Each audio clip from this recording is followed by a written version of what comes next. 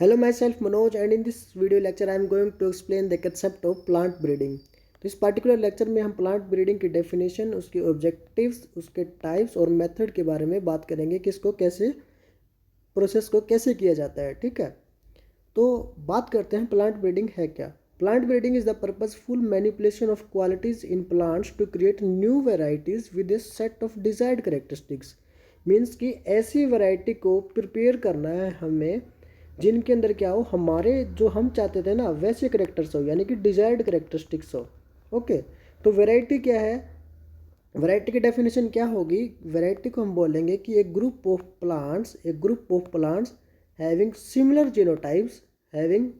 Genotypes but differ in one और मोर characteristics, यानी कि उनके करेक्टरिस्टिक्स थोड़े से अलग हो लेकिन कि जीनोटाइप सिमिलर हो। ओके, बट जो करेक्टर्स हैं उनके वो थोड़ा एक या दो से ज़्यादा डिफ़र कर सकते हैं, उसको हम बोलते हैं वैरायटी। तो इसको एक एग्जांपल से समझते हैं कि वैरायटी है क्या और ब्रीडिंग प्रोसेस को हम क्यों करते हैं, उसका एक बात एग्जांपल से समझते हैं। मान लीजिए मेरे पास एक वीट का प्लांट है। ओके, मान लीजिए ये क्या है, वीट का प्लांट है। इसमें जो स्टेम की हाइट थी वो क्या थी, ज़्यादा थी, तो इसको हम बोल सकते हैं टॉल। और जो इसकी प्रोडक्शन थी, जो वीट प्रोडक्शन थी इस प्लांट की, वो थी वेरी लो, यानी कि जो यील्ड थी इस प्लांट की वो थोड़ी कम थी। ठीक है, अब मान लीजिए कि मुझे ऐसे डिजायर्ड करेक्टरिस्टिक्स चाहिए इस प्लांट के अंदर कि जो इसकी यील्ड है वो तो क्या हो, जो बढ़ जाए, इंक्रीज कर जाए, और जो स्टेम की हाइट जो क्या है हमें चाहिए नहीं, वो क्या हो जाए, रिड्यूस हो जाए, यानी कि छोटी हो जाए। वो हमारे क्या है, डिजायर्ड करेक्टरिस्टिक्स हैं। तो इसी तरह से हम क्या करते हैं, ब्रीडिंग करवाते हैं और उसमें एक ऐसा प्लांट हम प्रिपेयर करेंगे जिसकी स्टेम की हाइट क्या हो, छोटी हो, यानी कि शॉर्ट हो, और यील्ड है और जो क्वालिटी है वो क्या हो, ज़्यादा हो। ओके, तो इसको हम बोलते हैं वैरायटी, जिसमें हमारे क्या आते हैं, डिजायर्ड करेक्टरिस्टिक्स को हम क्या करते हैं, लेकर आते हैं।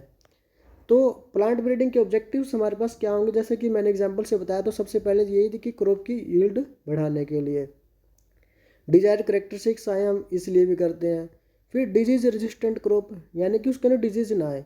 मान लीजिए कि कोई क्रॉप थी, हमने क्या करी, ग्रो करी खेतों के अंदर, और उसके अंदर क्या आ गई, कुछ डिजीज़ फैल गई, यानी कुछ कोई इंसेक्ट है, जैसे कि हम पढ़ते हैं वाइट फ्लाई वगैरह, या फिर अलग अलग डिजीज़ के बारे में पढ़ते हैं प्लांट की, वो आ गई, उसने सारी फसल को क्या कर दिया, क्रॉप को क्या कर दिया, डैमेज कर दिया। ठीक है, जिससे क्या होगा, पूरा का पूरा असर किस पे पड़ेगा, उस पॉपुलेशन पर, वहाँ पे जो उस पर डिपेंड थे, है ना। क्योंकि क्या हुआ, एक तो यील्ड भी कम हो गई।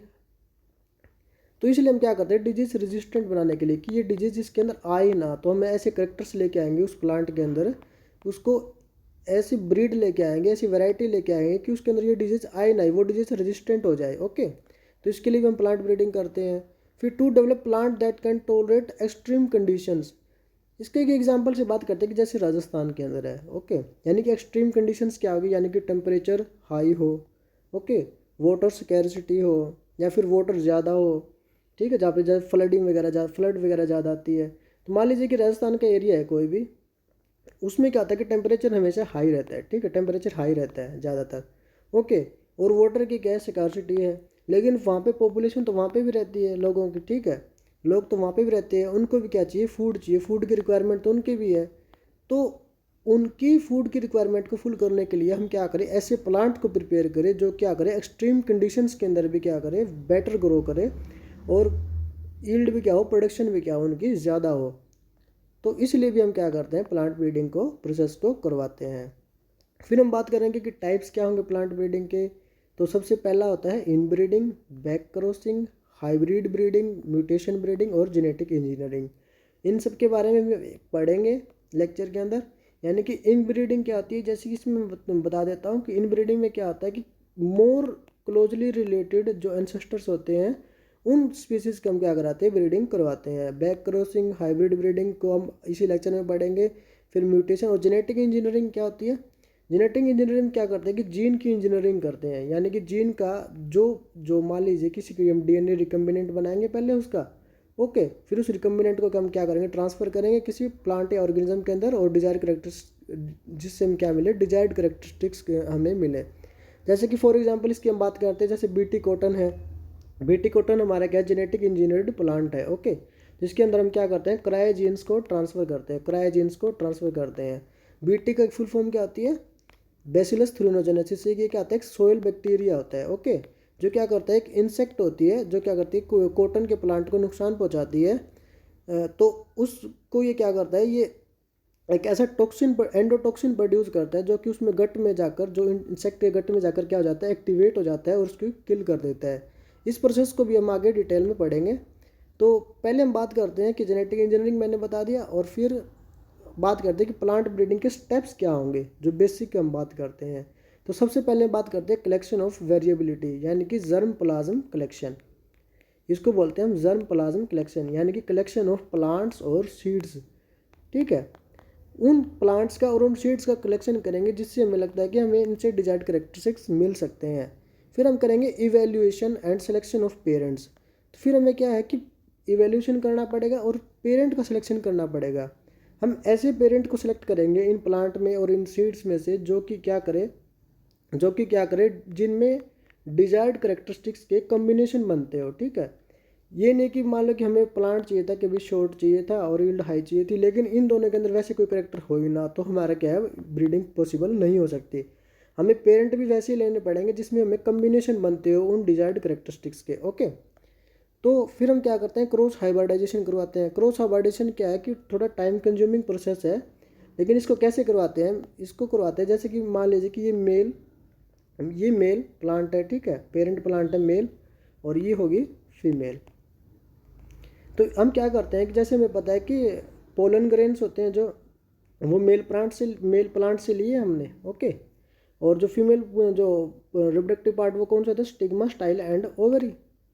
ओके, तो हम इसके क्या करेंगे, पोलन ग्रेन्स को हम ट्रांसफ़र कर देंगे यहाँ पे स्टिग्मा के ऊपर, फिर वो स्टाइल से होते हुए ओवरी तक पहुँचेगा। वहाँ पर क्या होगी, फर्टिलाइजेशन होगी और क्या होगी, जैसे कि जायगोट, फिर एम्ब्रियो बनेगा और फिर क्या है, जैसे सीड्स बनेंगे और सीड्स को हम आगे क्या कर सकते हैं, ग्रो कर सकते हैं। ओके, तो ये होगी क्रॉस हाइब्रिडाइजेशन करवाई हमने।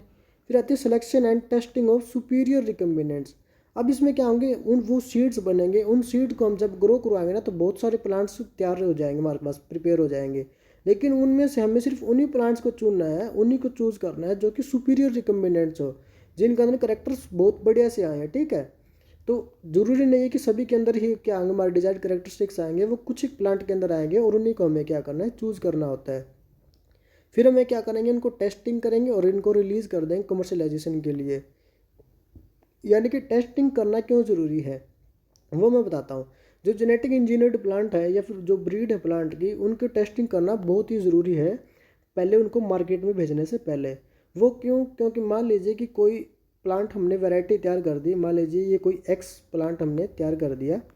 ओके, और ये इसका था, जो ये था वो था नेटिव था, यानी कि जिसमें से हमने इसको तैयार किया है।